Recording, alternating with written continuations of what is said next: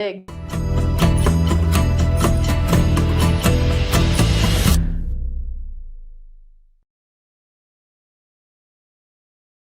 The KKK in Mechanicsburg, Pennsylvania. That's what we're talking about today. Let me frame myself up a little bit here more. Okay, so give you a little backstory here before we bring in our reporter. October 14th, there was a parade, and the KKK, the women of the KKK, there was a business card essentially found in a child's Halloween basket. So we started asking questions. Alex Dill joins us now because there was a rally tonight with a bunch of people showing up saying, let's spread love, not hate. But the women of the KKK said they were also going to be there. So tell us what happened tonight when you were at that rally. Yeah, well, so that rally tonight was essentially just what you said. It was to promote hate. It was to to promote love, to stand up in the face of hate. And essentially, the Reverend I spoke to tonight said she was expecting around 60 people. So this was a mixture of clergy members, civic leaders, school administrators, and there were hundreds of people that showed up tonight to support, not 60. So there were a ton of people there to show up and showed their support. And we had actually reached out to the women of the KKK to see if they had a response about tonight's rally. And that's when we got a response saying that they will be among, what their phrase was, they were mingling among the crowd as part of the civic invisibility that they were trying to spread. So, you know, this isn't decades ago, centuries ago, where they're wearing the white cloak and dressed that way. So we can't see who those people may be at that rally, but they did tell us they were going to be there tonight.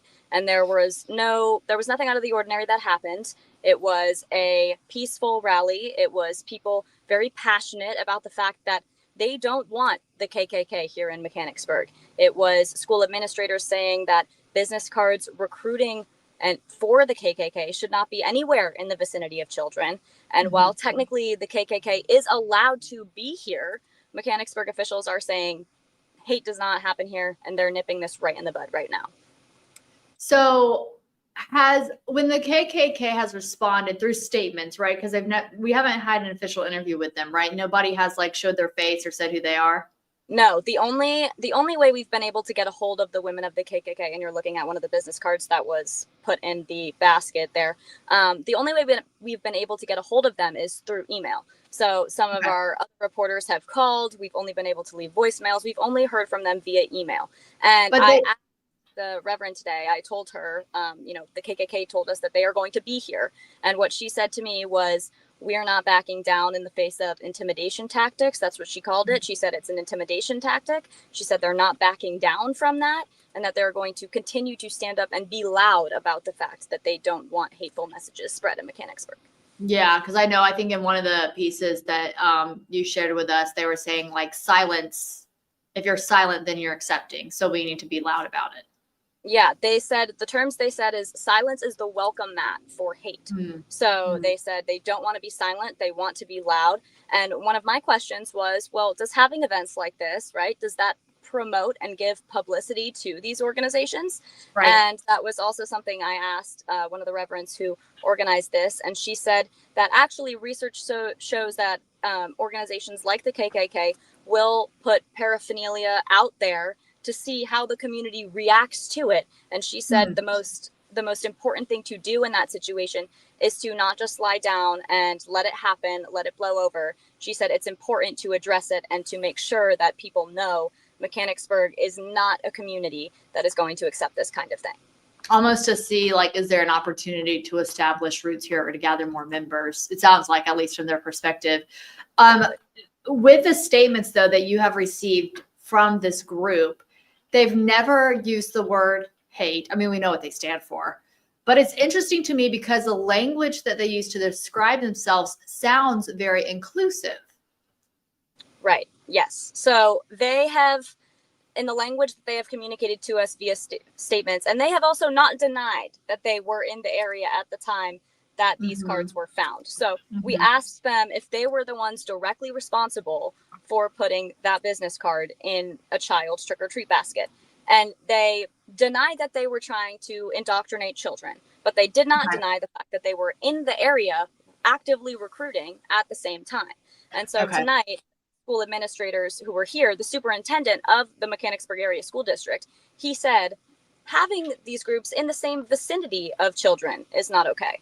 And he is wanting to share that message with everybody to say, look, it should be a basic thing, is what he said, to understand that everybody, no matter the color of your skin, your ethnicity, your sexual beliefs, should be welcome here in Mechanicsburg. And that was really what they wanted to promote tonight. You said there was a Black woman who stood up and spoke. What did she say about her personal, I guess, viewpoint of this, having this around, knowing that she, because of the color of her skin, is the target of this group? And this was actually one of the most interesting parts about tonight, Candace, is that she got up there and she said when she first found out about this, she wasn't surprised. She said that she was actually pretty emotionless about it and that she was just tired. And what that means is that hate has been able to grow its seed, not just in Mechanicsburg, but in surrounding areas and across the country. And what she said is right now is important to stand up and not just be silent. And what she said is, silence in the face of something like this is not neutrality, it is consent. And that is something that she kept repeating over and over again tonight when she stood up and spoke. And she said that she has grown tired of this, and it's time as a community to stand up and be loud and not acknowledge and further the fact that silence is a welcome mat for that hate. Yeah, I'm glad that she got up and spoke and that she gave us her viewpoint as the community was coming together to rally against all of this. And I also think it's important to note that there were people on both sides of political parties here tonight. There were Democrats, there were Republicans. So leaders on both sides of the aisle were here tonight, all uniting together in the fact that they don't want hate-based language to be distributed, especially to children in Mechanicsburg. We know this was planned shortly after that card was found. Where do we go from here? Or is this just like the final thing right now, and hopefully it's eradicated and we move forward without it? What happens next? Well, so, the next steps started tonight after this rally. They actually had an educational panel for community members to go to express their opinions, potentially things that they've experienced in the community. So it seems like tonight was one of potentially many events that the community is going to be having, just for a space for people to talk about how they feel in the community and any concerns that they have in regards to something like this, to figure out how they can move forward as a community, how community members can best support each other. This is a highly controversial topic, right, that we're talking about. So I think it's important that the community is doing the right thing here and trying to have open discussions with as many community members as they can. Like I mentioned, tonight was not just faith-based leaders, it was civic leaders, it was council members, it was school administrators, it was leaders from everywhere in Mechanicsburg joining together to make sure that they're united on this one message. Yeah, everyone bringing themselves together. So that's great. Okay, we're going to talk to you tonight at 10 and 11. A little bit more about this event, and it's awesome that many people showed up. So thank you for giving us a little more info. We've been following this story since that card was found, just trying to learn more about what's happening locally in our neighborhoods and then how people are responding to that. And it sounds like they responded very loudly tonight. So appreciate your reporting on that, and we'll see you later on. All right, thanks guys for joining us, and have a good one.